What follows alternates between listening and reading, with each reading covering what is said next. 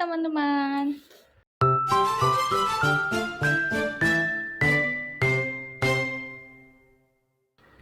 Hai guys, perkenalkan nama saya Andi Nurul Ambia Maulina. Saya dari Politeknik Negeri Ujung Pandang, jurusan Administrasi Niaga, Prodi D4 Administrasi Bisnis. Di sini saya akan membahas mengenai fungsi dan sumber produksi. Jadi, simak baik-baik ya.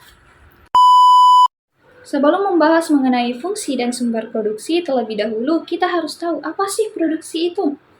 Jadi, produksi adalah proses mengubah input atau faktor-faktor produksi seperti tenaga kerja, modal, bahan baku menjadi output, yaitu barang ataupun jasa.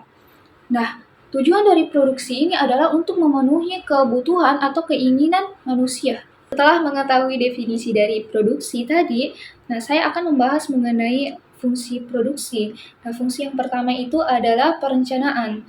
Perencanaan pada produksi dapat diartikan sebagai pelaksanaan kegiatan memproduksi barang ataupun jasa dalam waktu tertentu. Nah, perencanaan produksi ini dapat mempengaruhi besarnya keuntungan yang didapat oleh sebuah perusahaan.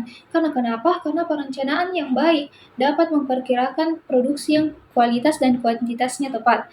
Jadi bisa kita simpulkan bahwa perencanaan produksi dilakukan agar perusahaan dapat bekerja secara efektif dan efisien sehingga dapat menghasilkan keuntungan yang sebesar-besarnya. Perencanaan produksi harus memengaruhi beberapa faktor, diantaranya adalah kualitas produk.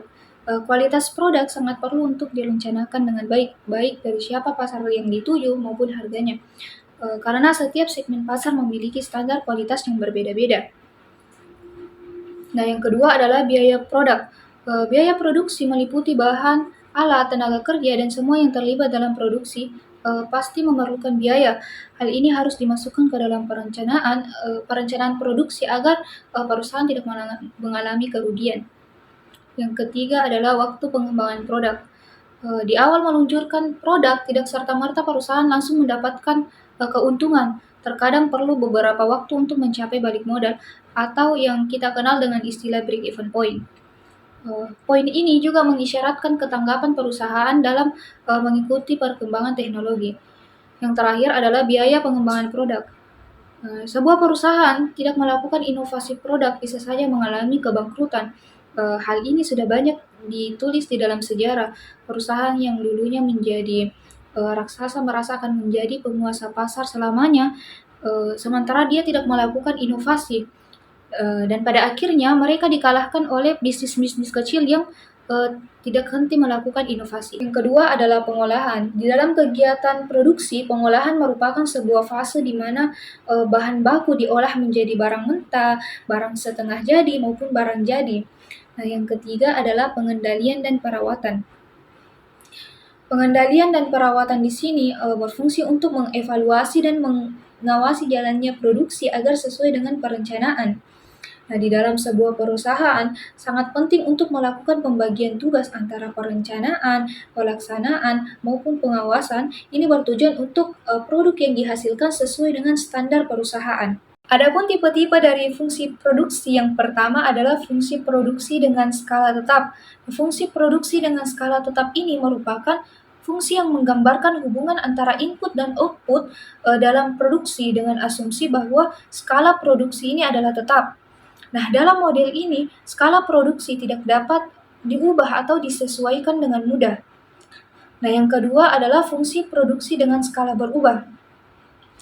Fungsi ini digunakan untuk menggambarkan situasi produksi di mana perusahaan dapat menyesuaikan produksi mereka dengan lebih mudah dan responsif terhadap perubahan dalam faktor-faktor produksi dan biaya. Fungsi yang ketiga adalah fungsi produksi marginal yang menurun.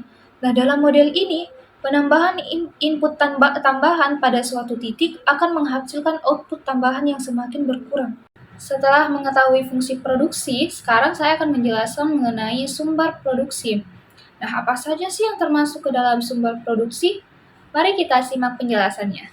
Nah, sumber produksi yang pertama adalah sumber daya manusia atau sering kita kenal dengan tenaga kerja. Peran tenaga kerja dalam proses produksi diantaranya sebagai kontributor utama dalam proses produksi. Tenaga kerja adalah sumber daya manusia yang aktif terlibat dalam proses mengubah input menjadi output. Para pekerja ini memberikan energi fisik dan intelektual mereka untuk menciptakan barang maupun jasa. Nah, peran yang kedua adalah produktivitas. Produktivitas tenaga kerja adalah ukuran sejauh mana pekerja dapat menghasilkan barang maupun jasa dalam jangka waktu tertentu. Produktivitas yang tinggi dapat meningkatkan efisiensi dan mengurangi biaya produksi. Yang ketiga adalah keterampilan. Keterampilan tenaga kerja memiliki peran penting dalam produksi. Pekerja yang berlatih dan mulai dalam suatu bidang dapat meningkatkan kualitas dan kuantitas output. Selanjutnya adalah inovasi. Tenaga kerja juga dapat memberikan kontribusi pada inovasi dan kreativitas. Ide-ide baru dan solusi yang diciptakan oleh pekerja dapat membantu perusahaan untuk memperbaiki produk, proses produksi, atau menemukan peluang baru. Terakhir adalah pendapatan dan kesejahteraan sosial. Pendapatan dari pekerjaan merupakan sumber pendapatan bagi individu dan keluarga mereka sehingga memengaruhi kesejahteraan sosial. Sumber produksi yang kedua adalah sumber daya alam atau bahan baku. Jadi bahan baku ini adalah bahan mentah atau komponen yang digunakan untuk pembuatan produk akhir. Jadi bahan baku ini berperan sangat penting dalam proses produksi. Sumber produksi yang terakhir adalah modal. Peran modal dalam proses produksi juga sangat penting dalam dalam perekonomian. Modal merujuk pada semua aset fisik dan finansial yang digunakan dalam proses produksi, seperti mesin, peralatan, gedung, kendaraan, teknologi, dan lain sebagainya.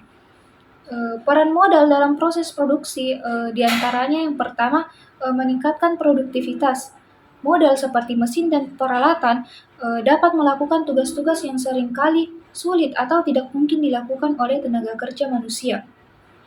Nah, dengan ini meningkatkan produktivitas dan memungkinkan produksi yang lebih efisien. Yang kedua adalah peningkatan kualitas. Peralatan modern dan teknologi dapat meningkatkan kualitas produk.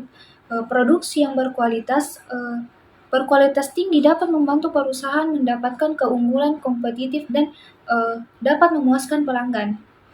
Yang ketiga adalah efisiensi produksi. Penggunaan modal yang cerdas dapat menghasilkan efisiensi dalam proses produksi. Ini mencakup otomatisasi, optimalisasi, alur kerja, dan penghematan biaya dalam jangka panjang. Nah, setelah mengetahui fungsi dan sumber produksi, sekarang kita akan melihat bagaimana hubungan antara fungsi dengan sumber produksi.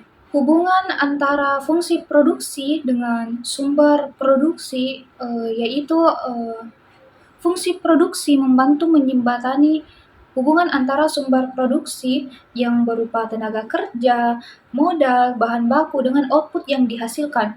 Nah, ini membantu dalam perencanaan, menganalisis, dan pengambilan keputusan yang berkaitan dengan bagaimana sumber daya ekonomi digunakan untuk mencapai tujuan produksi yang diinginkan. Nah, itulah tadi penjelasan mengenai definisi produksi, fungsi produksi, sumber produksi, serta hubungan antara fungsi dengan sumber produksi.